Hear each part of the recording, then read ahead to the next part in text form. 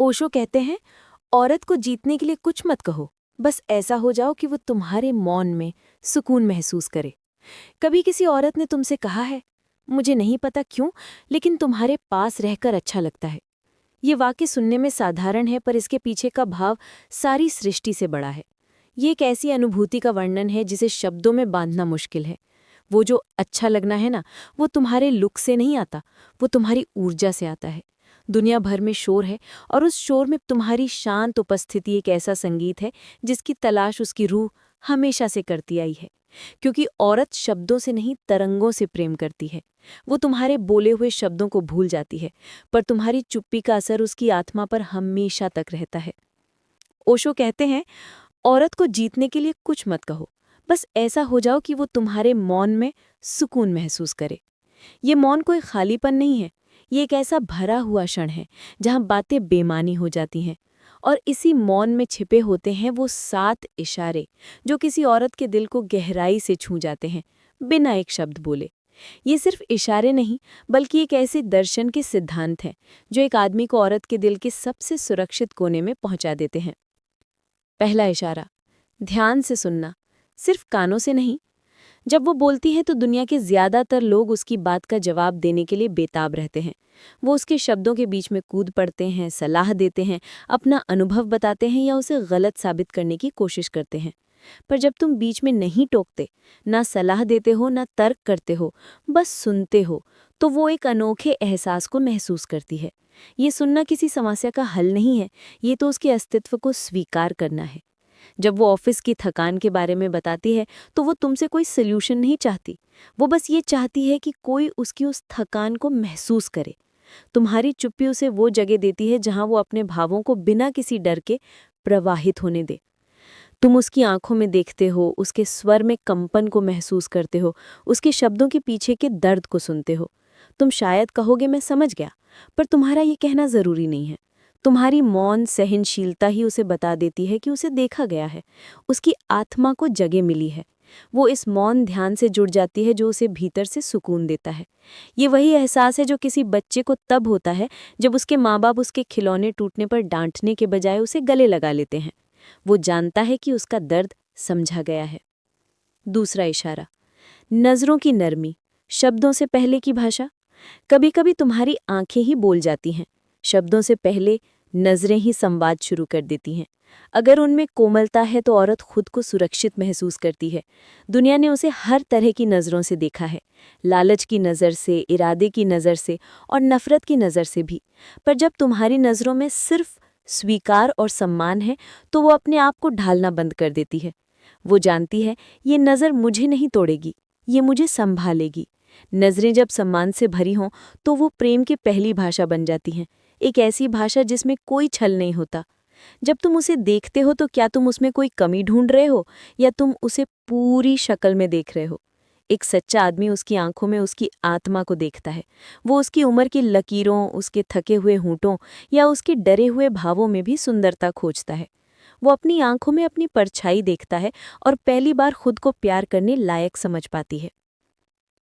तीसरा इशारा, मौन में उपस्थित रहना, एक गहरी निकटता। कई बार कुछ कहना जरूरी नहीं होता, बस पास बैठ जाना ही काफी होता है। जब तुम उसके पास रहकर भी कुछ नहीं कहते, फिर भी वो तुम्हें महसूस करती है, तो वो समझ जाती है कि तुम शब्दों से नहीं, एहसास से जुड़े हो। लोग खालीपन से डरते हैं, इसलिए वो बातें बनाते रहते हैं। पर एक ऐसा आदमी जो उसके साथ चुप्पी को सहज महसूस करता है, वो उसे ये विश्वास दिलाता है कि उनका रिश्ता हवा में बने शब्दों पर निर्भर नहीं करता। ये चुप्पी कोई दूरी नहीं है, बल्कि एक गहरी निकटता है, जहाँ दो आत्माएं बिना बोले एक दूसरे की आवाज़ सुनती हैं। जब तुम उसके सिरहाने बैठे हो और वो अपनी किताब पढ़ रही है, तो उस वातावरण में एक ऐसी हार्मनी होती है जो किसी भी गहरी बातचीत से ज़्यादा पावरफुल है। ये एक अनजानी समझौते की तरह है। हमें एक दूसरे की ज़रूरत नहीं है, हम एक दूसरे का आनंद लेते हैं। ओशो कहते हैं, जो व्यक्ति मौन में सहज है, वो सबसे गहराई से प्रेम कर सकता है। चौथा इशारा, छोटी बातों में संवेदना जो दिल में उतर जाती है। बड़े बड़े वादे और महंगे उपहार तो याद रखे जाते हैं, पर छोटी बातें दिल में उतर जाती हैं। वो कभी ये नहीं भूलेगी कि जब वो थकी हुई थी तो तुमने उसके लिए चाय बनाई थी, या जब वो चुप थी तो तुमने सिर्फ उसके कंधे पर हाथ रखा था। ये छोटे इशारे जो शरीर से नहीं, आत्मा से आते हैं। ये इतने छोटे होते हैं कि कोई इन्हें नोटिस भी नहीं करता, पर औरत की आत्मा उन्हें संजो लेती है। ये दर्शाता है कि तुम उसकी देखभाल करते हो, उसकी हर छोटी सी ज़रूरत को महसूस करते हो। ये प्रेम का सबसे निस्वार्थ और सच्चा रूप है। ये दिखाता है कि वो तुम्हारे लिए एक प्रोजेक्ट नहीं है, बल्कि तुम्हारी चेतना का एक हिस्सा है। तुम उसकी फिक्र करते हो ना क्योंकि तुम्हें कुछ पाना है, बल्कि इसलिए क्योंकि तुम्हारा प्रेम स्वाभाविक रूप से उसकी ओर प्रवाहित होता है। वो बातें नहीं, एहसास याद रखती है। 5वां इशारा, उसकी स्वतंत्रता को सम्मान देना प्यार का सबसे बड़ा प्रमाण। प्यार में अक्सर लोग एक दूसरे को अपने कब्जे में करना चाहते हैं, पर असली प्यार पक्षियों की तरह होता है।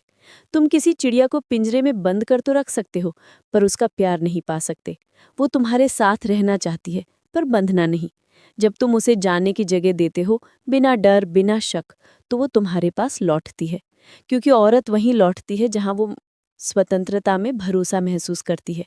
ये तुम्हारा विश्वास उसे ये बताता है कि तुम्हारा प्यार उसके लिए एक पिंजरा नहीं है, बल्कि एक आसमान है जहां वो खुलकर उड़ सकती है। एक आदमी जो अपनी पहचान उस रिश्ते में नहीं खोता, जो उसे अपने दोस्तों के साथ समय बिताने की आज़ादी देता है, जो उसके ड्रीम्स का सम्मान करता है, वही वास्तव में उसे जीतता है। क्योंकि ये सम्मान दर्शाता है कि तुम एक पूरे इंसान से प्यार करते हो, ना कि अपनी ज़रूरतों को पूरा करने वाले एक टुकड़े से। 6ठा इशारा, स्थिर ऊर्जा तूफान में भी एक पहाड़ की तरह। अगर तुम्हारे अंदर शांति है तो वो तुम्हारे पास रहकर खुद शांत हो जाएगी, क्योंकि औरत वही महसूस करती है जो तुम फैलाते हो। अगर तुम बेचैन हो तो तुम्हारी बेचैनी उसे भी चपेट में ले लेगी। अगर तुम गुस्से में हो तो वो डर जाएगी, पर अगर तुम्हारा मन स्थिर है तो उसका मन टिकता है। तुम जैसे एक पहाड़ हो जिसके आसपास तूफान भी आए पर वो हिलता नहीं है। औरत उसी पहाड़ की तलाश में रहती है जहां वो अपने आप को सुरक्षित महसूस करे। ये स्थिरता कोई भावनाहीनता नहीं है, ये भावनात्मक परिपक्वता है। इसका मतलब है कि तुम अपने गुस्से, अपनी चिंता, अपनी नाकामयाबी को संभालना जानते हो। तुम उसे अपना इमोशनल डंपिंग ग्राउंड नहीं बनाते। तुम्हारी ऊर्जा ही उसका घर बन जाती है। एक ऐसा घर जहां वो लौटकर आराम कर सके, ना कि और जंग लड़ने पड़े। 7वां इशारा, उसकी आत्मा को दर्पण दिखाना, उसे उसकी चमक याद दिलाना। दुनिया ने उसे इतना कुछ कहा कि वो खुद को भूल गई है। उसने अपनी खूबसूरती, अपनी ताकत, अपनी पावनता को भीड़ की आवाज़ों में खो दिया है। जब वो खुद को भूल जाए तो तुम उससे उसकी ही सुंदरता याद दिला दो। ना उसकी शक्ल की बल्कि उसकी आत्मा थी। जब वो कहती है मैं बदसूरत लग रही हूँ, तो तुम उसकी आंखों में झांक कर कहो मैं तुम्हारी आंखों में वही चमक देख रहा हूँ जिसने मुझे पहली बार पागल कर दिया था। जब वो कहती है मैं कुछ नहीं कर पा रही, तो तुम उसे याद दिलाओ कि कैसे उसने पिछली बार एक मुश्किल स्थिति को संभाला था। जब तुम उसे दिखाते हो कि वो अब भी प्रकाश है, अब भी कोमल है, अब भी पर्याप्त है, तो वो तुम्हारे भीतर बस जाती है। तुम उसके लिए वो दर्पण बन जाते हो जो उसकी आत्मा को उसका असली रूप दिखाता है, जब वो खुद अपने आप को नहीं देख पा रही होती। ओशो कहते हैं, स्त्री को जीतने की जरूरत नहीं, बस उसे उसकी ही चमक याद दिलाओ। इन 7 शांत इशारों में कोई तकनीक नहीं है। ये वो एहसास हैं जो सच्चाई से उपजते हैं। औरत को दीवाना बनाना कभी शब्दों या दिखावे से नहीं होता। वो बस एक मौन ऊर्जा से होता है, जो उसे ये महसूस कराए कि वो तुम्हारे पास रहकर खुद रह सके। तो अगर तुम चाहते हो कि कोई औरत तुम्हारे पास रहकर ये कहे, मुझे अच्छा लगता है, तो बाहर की दौड़ रोको। तुम्हारे लुक्स को इम्प्रूव करने से पहले अपनी इनर एनर्जी को क्लींस करो। तुम्हारे बैंक बैलेंस को बढ़ाने से पहले अपने इमोशनल बैलेंस को बढ़ाओ। तुम्हारे पास रहने के लिए कुछ हासिल करने की जगह खुद को ऐसा बनाओ कि तुम्हारा साथ ही कोई गिफ्ट हो। क्योंकि जब औरत किसी के पास रहकर खुद को खोए बिना प्रेम कर सके, तो वही प्रेम उसका सबसे गहरा नशा बन जाता है। आज से शुरुआत करो। अपनी चुप्पी में सुकून खोजो, ताकि कल कोई तुम्हारी उपस्थिति में खुद को पाए।